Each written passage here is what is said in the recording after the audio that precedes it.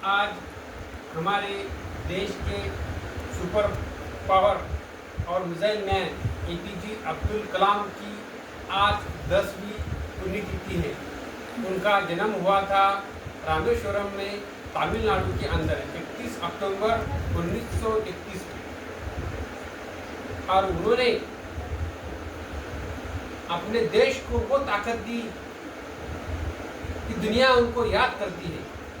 APJ Abdul Kalam की पढ़ाई मद्रास में हुई और वो एक गरीब परिवार में उनका जन्म हुआ था। ऐसे एक साधारण परिवार में जन्म लेने के बावजूद भी आज वो हमारे देश के लिए कुछ कर सके। ऐसे ही लोग अगर हमारे देश में अगर पैदा हो जाएंगे तो हमारा देश दुनिया की सबसे बड़ी महासत्ता बनेगा। जैसे हमारे डॉक्टर होमी भाभा, विक्रम साराभाई, एपीजे अब्दुल कलाम, सरदार वल्लभ भाई पटेल, बाबा साहेब अम्बेडकर, स्वतंत्र वीर सावरकर और महान क्रांतिकारक देशभक्त नेताजी सुभाष चंद्र बोस जैसे लोग। हिंदुस्तान आज जो चल रहा है तो सिर्फ यही 7 लोगों पे चलता है। जैसे हमारे हिंदू धर्म के ग्रंथों के अनुसार बोला जाता है कि सप्त ऋषि, उसी तरह हमारे देश के महान सिर्फ 7 ही लोग हैं, उसके ऊपर हमारा देश चलता है। सबसे पहले स्वतंत्र वीर विनायक दामोदर सावरकर, जो राष्ट्रभक्ति पुनर्जागरण अभियान के जनक, कि जिन्होंने 1857 के अंदर जो देश के अंदर सबसे बड़ा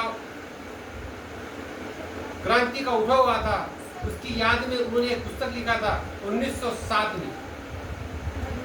और वही पुस्तक हिंदुस्तान के हर क्रांतिकारियों को एक प्रेरणा दिया। इसलिए स्वतंत्र वीर सावरकर राष्ट्रभक्ति पुनर्जागरण अभियान के जनक। और हिंदुस्तान की जो आजादी हुई पूरी मुकम्मल करने वाले देशभक्त, देश गौरव नेताजी सुभाष चंद्र बोस। और पूरे हिंदुस्तान को जिसने एकीकरण किया उनका नाम है सरदार वल्लभ भाई पटेल। और पूरे भारत का जिसने संविधान लिखा, अखंड भारत का, उनका नाम है बाबा साहेब अम्बेडकर। और हिंदुस्तान को एक शक्तिशाली और एक सुपर पावर अणुबम बनाने के लिए काम किए डॉक्टर होमी भाभा। और हिंदुस्तान का सैटेलाइट को ताकतवर बनाने के लिए जिसने काम किया, जिसने नींव रखी, उनका नाम है विक्रम साराभाई। और हिंदुस्तान का जो कवच कुंडल है वो आज हमारे एपीजे अब्दुल कलाम साहब है। ऐसे सप्त ऋषि और ये सप्त महापुरुषों का अभिमान हिंदुस्तान के हर नौजवान के दिल में रहना चाहिए। और एपीजे अब्दुल कलाम चाहे तो कोई भी देश में जाकर काम कर सकते थे और अच्छी जिंदगी अपनी गुजार सकते थे, लेकिन उन्होंने कभी ऐसा सोचा नहीं और उन्होंने कभी देखा नहीं। उनका मकसद यही था, जब 1962 में जब भारत और चीन का युद्ध हो गया था, जब हमारे हालात बहुत कमजोर थे, तो फिर एपीजे अब्दुल कलाम, फिर 1965 में भी होगा था भारत पाकिस्तान का युद्ध। तो उस टाइम में हमारे डॉक्टर होमी भाभा का कहना था कि हमारा भारत 18 महीने के अंदर एक अणुबम बना सकता है, एक अणुबम बना सकता है और पूरे दुनिया के सामने पेश कर सकता है। लेकिन दुश्मनों के घेरों ने हमारे डॉक्टर होमी भाभा की मौत 24 जनवरी 1966 के अंदर हुई, जिनेवा, फ्रांस के पास।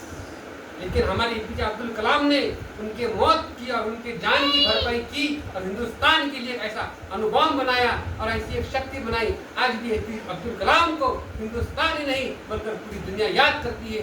दुनिया के अंदर से 5 सुपर पावर देश थे।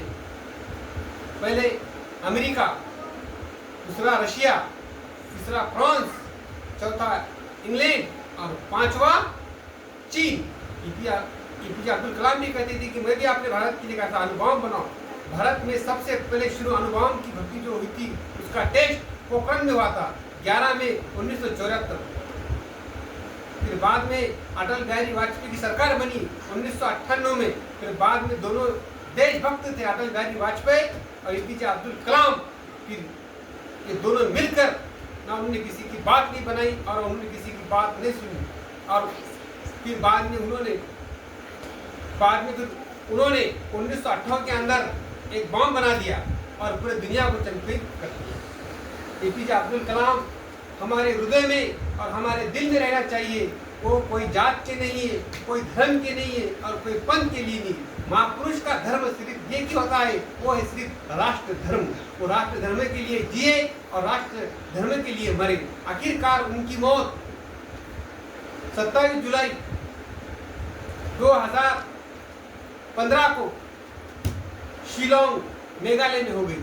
27 जुलाई 2015 और टाइम 7:45 को और दिन था सोमवार का। ऐसे महान देशभक्तों को मैं कोटि कोटि जय हिंद करता हूँ और यहाँ पर दो शब्दों में समाप्त करता हूँ। जय हिंद, जय भारत।